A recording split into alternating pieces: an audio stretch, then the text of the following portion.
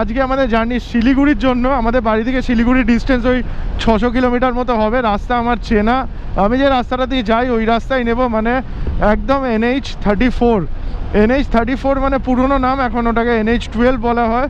সামনে রয়েছে science city, এই রাস্তা দিয়ে স্ট্রেট এখন আমরা যাবো বারাসাত থেকে রানাঘাট, কৃষ্ণনগর হয়ে বহরমপুর থেকে মালদা, ফারাক্কা, রায়গঞ্জ হয়ে কিষানগঞ্জ থেকে ডাইরেক্ট শিলিগুড়ি।